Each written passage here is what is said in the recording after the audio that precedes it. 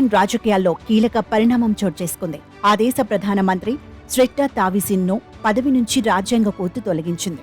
ఒక న్యాయమూర్తికి లంచం ఇవ్వడానికి ప్రయత్నించిన కేసులో జైలు శిక్ష అనుభవించిన పిచత్ చుయెన్బాన్ను తన మంత్రివర్గంలోకి ప్రధాని స్రెట్టా తీసుకోవడాన్ని న్యాయస్థానం తప్పుపట్టింది. నైతిక ఉల్లంఘనలకు పాల్పడ్డారనే అభియోగంపై స్రెట్టా తావిసిన్ను పదవి నుంచి తొలగిస్తూ తక్షణమే ఈ ఆదేశాలు అమల్లోకి వస్తాయని ప్రకటించింది. కొత్త ప్రధానమంత్రి నియామకానికి పార్లమెంట్ ఆమోదం లభించేంత వరకు ఆపద్ధర్మ పద్ధతిలో ప్రస్తుత కేబినెట్ కొనసాగుతుందని పేర్కొంది.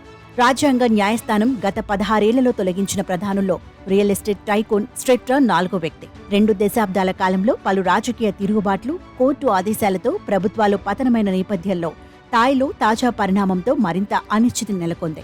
ఏప్రిల్లో మంత్రివర్గాన్ని స్రెట్టా విస్తరించారు. పిచిత్ చుయెన్బాన్ను తన కేబినెట్లోకి తీసుకున్నారు. ఇది విమర్శలకు దారితీసింది. 2008లో న్యాయమూర్తికి లంచం ఇవ్వడానికి ప్రయత్నించిన కేసులో 6 నెలల పాటు చుయెన్బాన్ జైలు శిక్ష అనుభవించారు.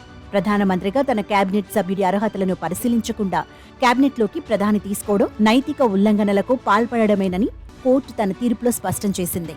తన పదవీచ్యుతిపై స్రెట్టా స్పందించారు. అనైతికతకు పాల్పడిన ప్రధానిగా పదవి నుంచి వైదొలగాల్సి రావడం విచారకరమని అన్నారు. తన పూర్తి నిబద్ధత, నిజాయితీతో విధులను నిర్వహించినట్టు ఆయన చెప్పారు.